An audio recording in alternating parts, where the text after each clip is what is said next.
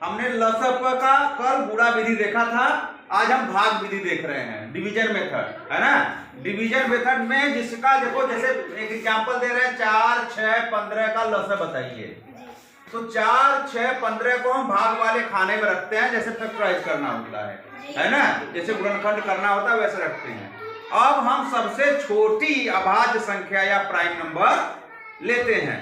सबसे छोटी अभाज्य संख्या 2 है। देखते हैं भाग जा रहा है किसी में, तो ठीक है भाग देते जाएंगे। 2 का भाग 4 में जा रहा है तो 2 दूनी 4। 2 का भाग 6 में गया, 2 तिया 6। 15 में नहीं जाएगा तो 15 वैसे का वैसे नीचे उतार लेते हैं। बस में आ गया। अब फिर 2 का भाग देखो, इसमें किसी में जा रहा है, बताओ 2 में जा रहा है तो फिर 2 एकम 2 3। अब 3 का नहीं, 3 में नहीं जाएगा, 2 का 5 में नहीं जाएगा तो दोनों को ऐसे का वैसे उतार देते हैं। बस में आ गया, कोई दिक्कत? अब देखो 3 और 15 है ना, 2 से बड़ी अभाज्य संख्या 3 है। अब 3 से हम भाग देंगे तो 3, अब 1 में तो देना नहीं, 1 लास्ट में लाना है हमको, है ना, 1 वैसे उतारते चले जाएंगे। अब 3 एकम 3, 3 पचे हो गया। अब फिर अब देखे 1 यहाँ भी हो गया, यहाँ भी, यहाँ 1 नहीं हुआ है, इसको करना है।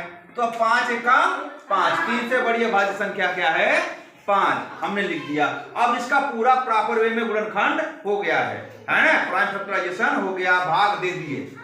अब हम इसको एलसीएम जब निकालना है या लॉसा निकालना है तो इधर वाले इस खड़ी लाइन के बगल में बाएं साइड में जितना भी गिनती है उसका गुणा कर देंगे आपस में। यहां तक देखे, हमेशा लास्ट में यहां सब जगह जितना भी गिनती रहे 1 आना चाहिए, ठीक है।